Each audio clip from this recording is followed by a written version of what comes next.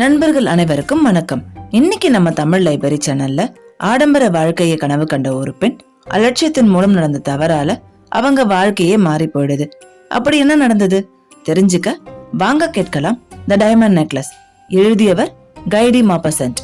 மெத்தில்டா லோயிசல் ரொம்பவும் அழகான இளமையான ஒரு பெண். அவங்களுக்கு எப்பவும் ஒரு வருத்தம் இருந்தது. தான் ஏழ்மையான குடும்பத்துல பிறந்துட்டோம், ஆடம்பரமான வாழ்க்கைய வாழ முடியலையேன்னு யோசிச்சுக்கிட்டே இருப்பாங்க.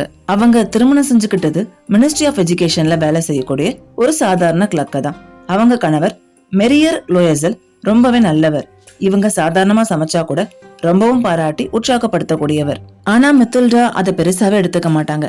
எப்பவும் அழகான ஆடைகள், ஆடம்பரமான ஆவணங்கள் இத பத்தியே யோசிச்சுட்டு இருப்பாங்க.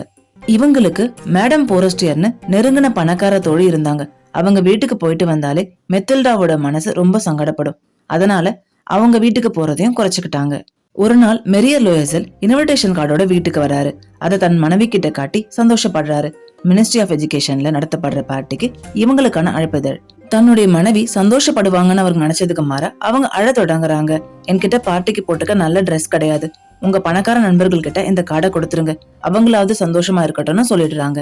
கொஞ்சம் யோசிச்சவரு கோடை காலத்துல நண்பர்களுடன் வேட்டையாட துப்பாக்கி வாங்குறதுக்கு சேர்த்து வச்ச 400 பிரான்ஸ தன் மனைவிக்கு கொடுக்கறதா சொல்லி சமாதானப்படுத்துறாரு. ஆனா அவங்க அழுகிய நேரத்துல போட்டுக்க நகை இல்லைன்னு சொல்லி வருத்தப்படுறாங்க.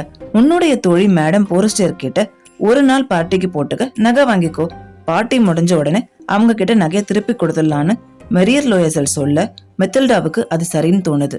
மறுநாள் தன் தோழியை பார்க்க போறாங்க. பார்ட்டியை பத்தி எடுத்து சொல்லி போட்டுக்க நகையை கேட்கறாங்க. மேடம் போரஸ்டியர் தன்னுடைய நகைகள் வைத்திருந்த பெட்டியை மெத்தில்டா கிட்ட திறந்து காட்டுறாங்க. அந்த பெட்டி முழுக்க நிறைய நகைகள் இருந்தது. அதுல ஒரு வைரமாலை மட்டும் கண்கள் கவரக்கூடிய அளவுக்கு இருந்தது. அதை மட்டும் மெத்தில்டா எடுத்துக்கிறாங்க. புது டிரெஸ், வைர நெக்லஸ் இதை போட்டுக்கிட்டு தன்னுடைய கணவர் கூட பார்ட்டிக்கு போறாங்க.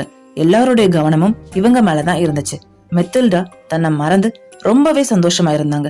எல்லாரும் அவங்க கூட நடனம் ஆடுற வாய்ப்புக்காக காத்துட்டு இருந்தாங்க. விடியற் காலை 4 மணி வரைக்கும் நடனம் ஆடுறாங்க.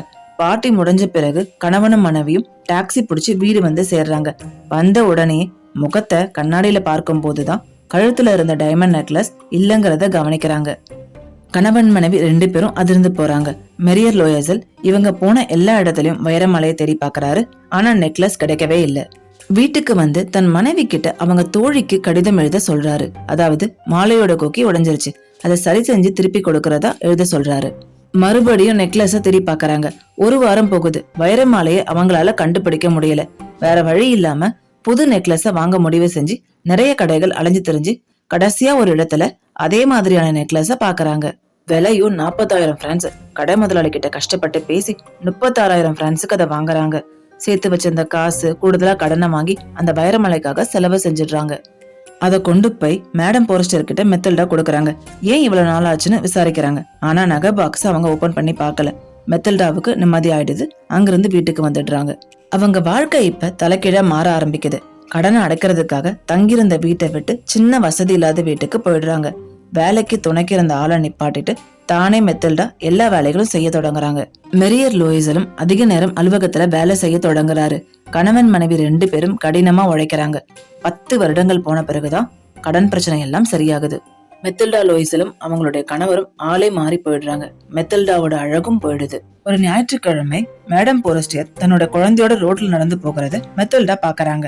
அவங்க கிட்ட போய் பேச தொடங்குறாங்க. போரஸ்டியருக்கு இவங்களை அடையாளம் தெரியாம பயப்படுறாங்க. மெத்தில்டா தான் தான் உன்னுடைய தோழின்னு சொல்லி அறிமுகம் செஞ்சுக்கிறாங்க. ஏன் இப்படி இருக்குன்னு போரஸ்டியர் விசாரிக்கிறாங்க.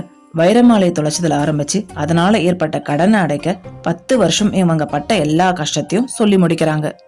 இத கேட்ட அதிர்ச்சியான மேடம் போரஸ்டியர் தன்னுடைய தோழியை பார்த்து, மெத்தில்டா, நான் உனக்கு கொடுத்த வைரமாலை செயற்கையானது, அதனுடைய விலை வெறும் 500 பிரான்ஸ் தான் சொல்றாங்க. இதோட கதையை முடிக்கிறாரு எழுத்தாளர்.